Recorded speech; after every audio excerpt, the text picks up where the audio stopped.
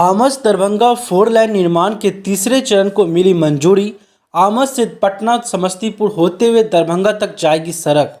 बिहार के गया जिला के आमस से पटना से समस्तीपुर होते हुए दरभंगा तक बनने वाली आमस दरभंगा फोर लाइन निर्माण के तीसरे और अंतिम फेज को हरी झंडी मिल गई है। बता दें कि भारत सरकार के सड़क एवं परिवहन मंत्रालय ने तीसरे चरण कल्याणपुर से दरभंगा के बलभद्रपुर तक के निर्माण कार्य के लिए स्वीकृति प्रदान करते हुए बजट के अनुसार 1857.78 करोड़ रुपए की मंजूर किए हैं। फोर लेन एक्सप्रेसवे का निर्माण भारतमाला परियोजना के तहत किया जा रहा। मिली जानकारी के मुताबिक मगध की मिथिला से संपर्क स्थापित करने वाली महत्वपूर्ण एक्सप्रेस आमस दरभंगा को अब पूरी तरीके से मंजूरी मिल गई है। पहले चरण में गया के आमस से हाजीपुर तक सड़क निर्माण को भारत सरकार सड़क एवं परिवहन मंत्रालय ने स्वीकृति दी थी। वहीं दूसरे फेज में वैशाली के हाजीपुर से समस्तीपुर तक सड़क बनाने के लिए राशि आवंटित हुई थी। अब शनिवार के दिन भारत सरकार के सड़क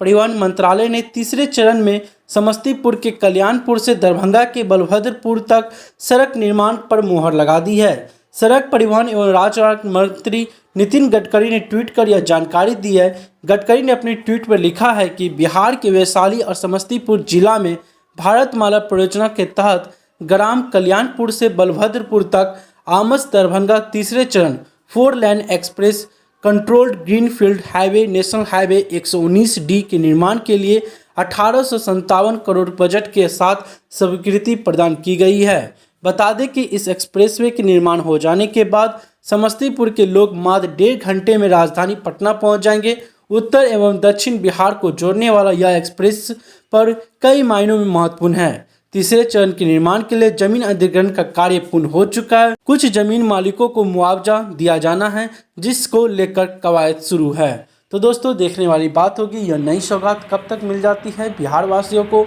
अगर यह बन जाता है तो वाकई में बिहार वासियों को समस्तीपुर दरभंगा सभी जिलों को बहुत अच्छा फायदा होगा, जो कि बहुत ही महत्वपूर्ण है।